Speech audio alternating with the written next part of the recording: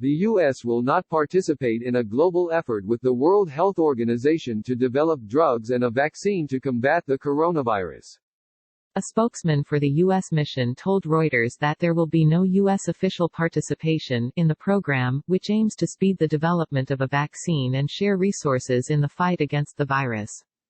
He said, "We look forward to learning more about this initiative in support of international cooperation to develop a vaccine for COVID-19 as soon as possible."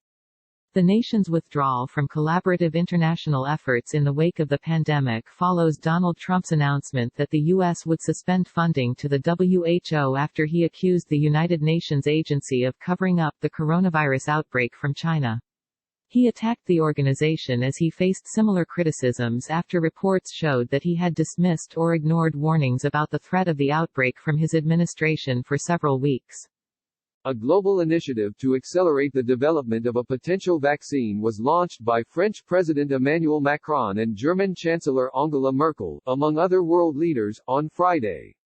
President Macron told the meeting that the group hopes to reconcile around this joint initiative both China and the U.S., because this is about saying the fight against COVID-19 is a common human good and there should be no division in order to win this battle. The group has pledged to provide access to treatment and vaccines to other nations, commit to the international partnership and share research efforts and make informed group decisions about their response.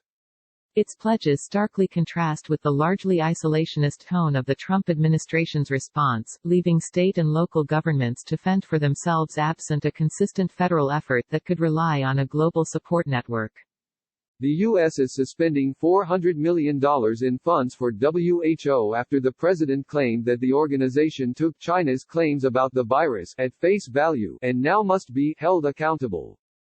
WHO General Director Tedros Adhanom Ghebreyesus said last week that now is the time for us to be united against a common struggle, in his rebuke of the president's claims.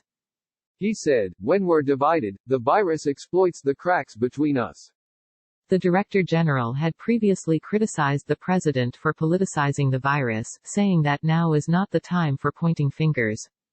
Based on WHO's 2020-2021 budgets, the president's funding suspension could jeopardize millions of dollars in funding for polio, tuberculosis and HIV/AIDS treatment, as well as programs for vaccine-preventable diseases and controlling disease outbreaks.